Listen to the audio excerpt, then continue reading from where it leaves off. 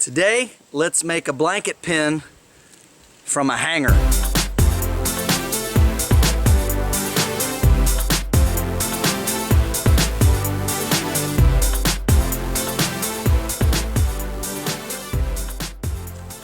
Most of you are familiar with this standard classic blanket pin. And of course, most guys in bushcrafting and a lot of reenactors use these to hold the front of their wool blanket cloak, makeshift cloak together. And this has been used since very ancient times.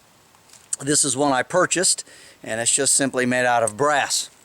But I have a way to make one that's cheaper, easier, and much more readily available if you don't have access to one of these, or you just simply don't want to buy one. And that is to make one out of a clothes hanger.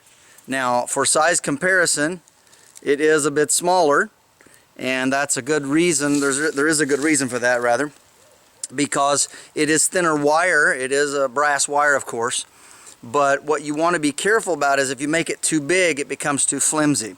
So it's probably easily a half or third of the size of the standard blanket pin. In most projects where you're using a hanger, you usually cut this part off.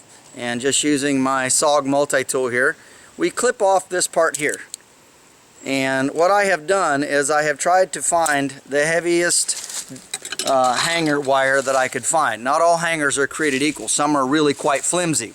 But this one's actually pretty sturdy, and I sorted through the hangers that I have until I found one that seemed to be thick enough to suit my purpose. So a lot of times you just throw this away. But for bushcrafters and people that are in a survival situation, you want to be able to save and use all kinds of resources. Of course, there's a lot of uses for a wire hook like this, to hang up things, to use for a pot hook and all that sort of thing. So obviously we don't want to throw this away in any case.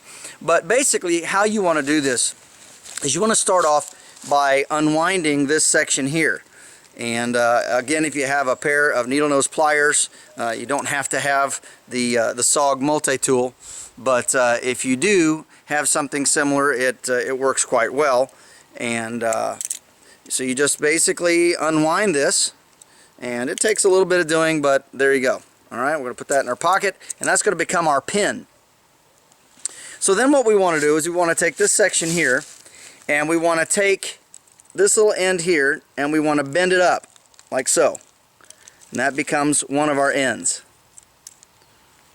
And then we have to take this, and we want to fold this into a little better of a circle, because it's kind of not quite round. And again, this isn't going to be perfect. This is something that we are doing here to make an improvised hanger. So we do like this, and then we continue on around, and I'll do that and get back with you. So you're going to end up with something that looks like this, and it will vary depending on the size of the hanger and where you make your bends. But before we close this end off, there's a very important thing that we have to do, and that's install the pin. And I'll show you how to do that next. So with this pin, what we have to do is we have to first of all take and we need to make a loop. And how do we know the size of our loop, and how do we know the shape of everything? Well, first of all, we need to take our hanger that we just bent into a circle, and we need to figure out how long it needs to be, because it needs to stick out at least past our bends here. It needs to be longer than that. So we can see that we're doing pretty good if we make the loop right in this end. So we'll go ahead and do that. And again, we just take our pliers and we fold it on around, and we make a really nice closed loop. Just like that. And you want to try to get that fairly tight and crimp it. If you can see here, I'm going to crimp that in so that we have a closed loop. Alright, now before we bend this last crimp, we want to take this and install it. So we put it on here like this, bring it on around. Alright, and now we want to take and close this off. We want to crimp this end like so. So now it can't come off on either side. Alright, one last thing that we have to do is we need for this end to be sharp. And so using our multi-tool and our wire cutters, all we do is we take and we clip this to an angle like that. I don't know if you can see that, it shows up.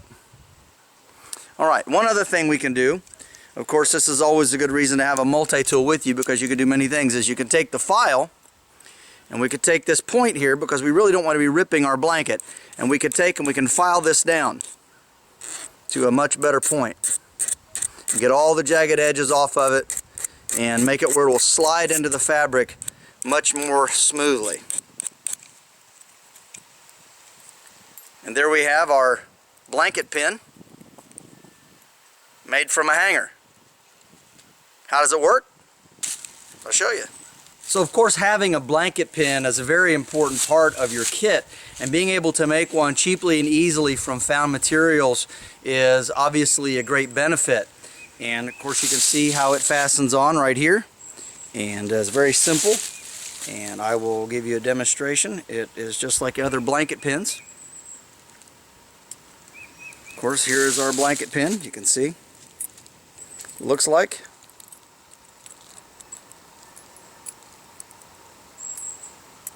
And basically what you want to do, and there's a lot of other demo videos about this, but it works just like all the other ones. You take and you poke it through this part of the material and through this right here, making sure of course that you have enough room for your neck as well as your head covering. You put it in the small space right here, and then you simply rotate it one way or the other around the circle like so. This is James Bender for Waypoint Survival. Please like, share, and subscribe. Make sure to press the bell button so you can be notified of our upcoming videos, and we'll talk to you next time.